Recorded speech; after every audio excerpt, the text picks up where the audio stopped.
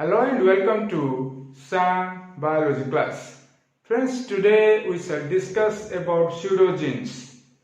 In multicellular organisms, a wide variety of DNA sequences are found which are of no apparent use.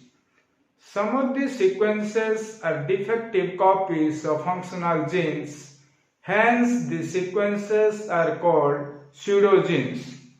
So, pseudogenes are non-functional segments of DNA that resemble functional genes. Most of them arise as superfluous copies of functional genes, either directly by gene duplication or by reverse transcription of a mRNA transcript. As of 2012, it appeared that approximately 12,000 to 14,000 pseudogenes are present in the human genome. Pseudogenes are a type of junk DNA. Based on their mode of origin, pseudogenes can be divided into three classes such as unitary pseudogenes, classical duplicated pseudogenes, and finally processed pseudogenes. First one is unitary pseudogenes. Unitary pseudogenes are defective copies of functional genes that occur in some ancestral species. So they are the relics of some ancestral genes. Mutations such as indels and nonsense mutations can prevent a gene from being normally transcribed or translated. As a result, the gene can become less or non-functional or deactivated. Unitary pseudogenes are not associated with their functional copies in the same organism.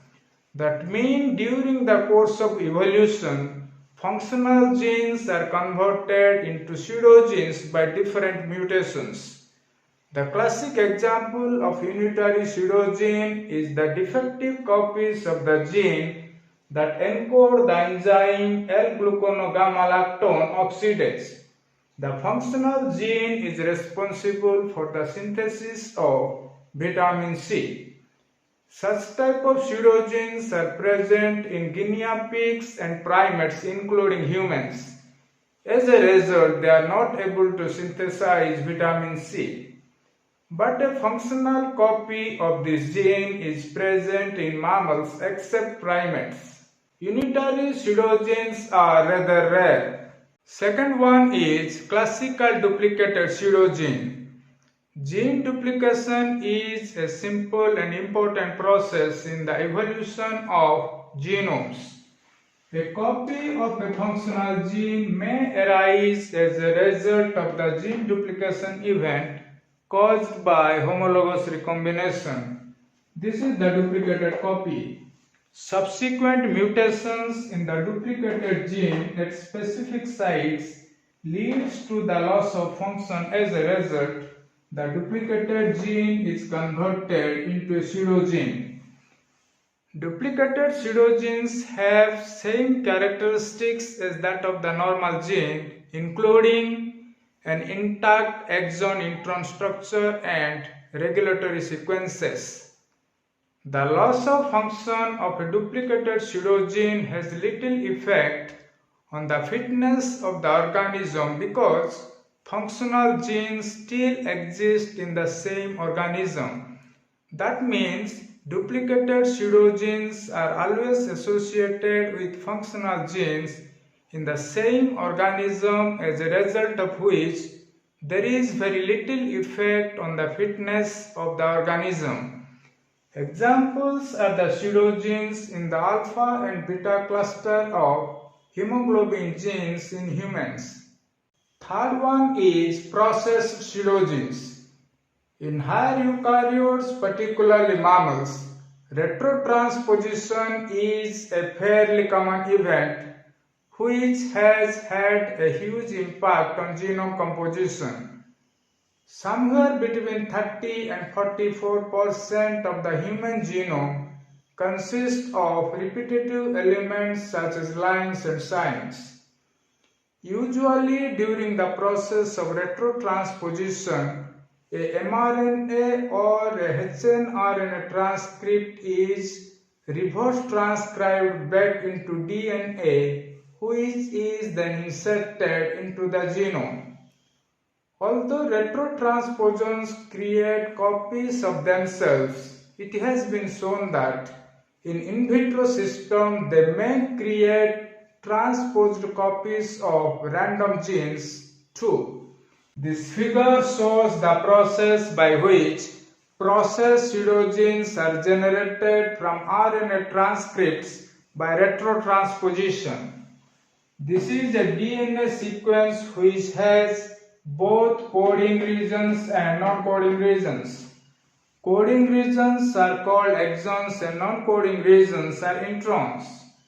The DNA sequence is transcribed into a RNA transcript which also has both introns and exons.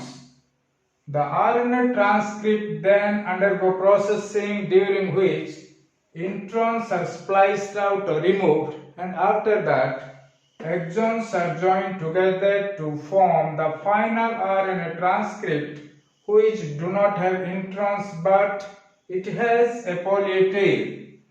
This final RNA transcript is then reverse transcribed back into cDNA, which also do not have introns but has the poly tail. The cDNA sequence is then inserted into the genome, after which it is converted into the processed pseudogene. Because such type of pseudogenes are generated by the process of retrotransposition, processed pseudogenes are also known as retropseudogenes. Because processed pseudogenes are derived from RNA, all of them share some common characteristics. Number 1, all of them contain a poly tail. Number 2 is absence of introns because they are already spliced out. And number 3, absence of upstream promoter.